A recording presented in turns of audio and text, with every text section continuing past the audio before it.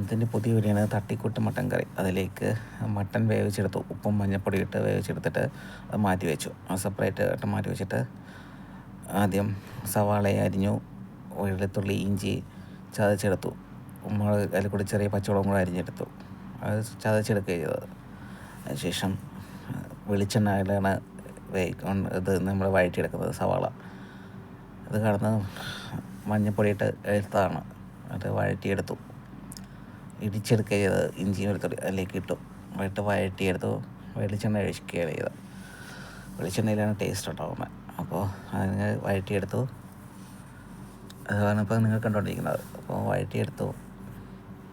വഴറ്റിയെടുത്തിട്ട് അതിലേക്ക് ഞാൻ ഓരോ പ്രാവശ്യവും ഓരോ എനിക്ക് അന്നേരത്തെ തോന്നുന്ന രീതിയിലുള്ള ഓരോ ഇതാണ് ഞാൻ ഇട്ടുകൊണ്ടിരുന്നത്. അപ്പം അതിലേക്ക് തട്ടിക്കുട്ടി എടുക്കുമ്പോഴത്തേക്ക് അതിൻ്റെതായ ഇതുണ്ടാവുമല്ലേ.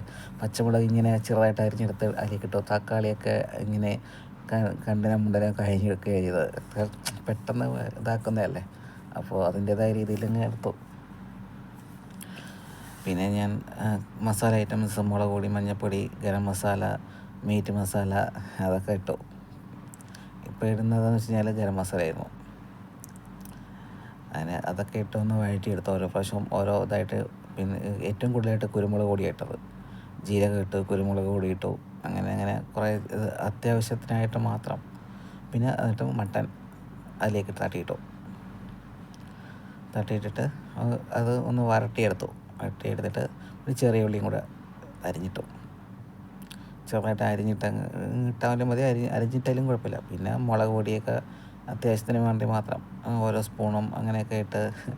അതിപ്പോൾ എല്ലാവർക്കും ഇഷ്ടപ്പെടുന്ന രീതിയിൽ നമ്മുടെ ഇഷ്ടത്തിനനുസരിച്ചിട്ടാൽ മതി. എരിവ് വേണമെന്നുണ്ടെങ്കിൽ അങ്ങനെ, കാശ്മീരി ചില്ലി ആണെങ്കിൽ അങ്ങനെ. കാശ്മീരി ചില്ലി ഇട്ട് കഴിഞ്ഞാൽ കുറച്ചുകൂടി നല്ലതായിരിക്കും, കളറുണ്ടാവും. മല്ലിപ്പൊടിയൊക്കെ അത്യാവശ്യം ഒരു സ്പൂണൊക്കെ ഇട്ടത്തുള്ളൂ, അങ്ങനെ വലുതായിട്ടില്ല. പിന്നെ കൂടുതലും കുരുമുളക് പൊടിയാണ് ഇട്ട് ഭയങ്കര ടേസ്റ്റാണ്. പിന്നെ ഞാൻ അവസാനമാണ് അതിലേക്ക് വേവിച്ചെടുത്ത അതിൻ്റെ സത്ത് അതിലേക്ക് ഒഴിച്ചത്. അപ്പോൾ എന്നിട്ട് പിന്നെ ഉപ്പ് പൊടിയിട്ട് ഇളക്കിയെടുത്തു. മാജിക് സിറം, ഇതാണ് മാജിക് സിറം, നേപ്പാൾസിൻ്റെ മാജിക് സിറം. ഫിലിപ്പീൻസിൻ്റെ തന്നെയാണ്, ഫിലിപ്പീൻസിൻ്റെ നേപ്പാൾസൊക്കെ യൂസ് ചെയ്യുന്നുണ്ട് മാജിക് സിറം. അത് നല്ല ടേസ്റ്റാണ്, നല്ല അജിനാമോട്ടോ പോലെ. അപ്പോൾ അതൊക്കെ എടുത്തിട്ട് വേവിച്ചെടുത്തു. ഇപ്പോൾ ഇതാണ്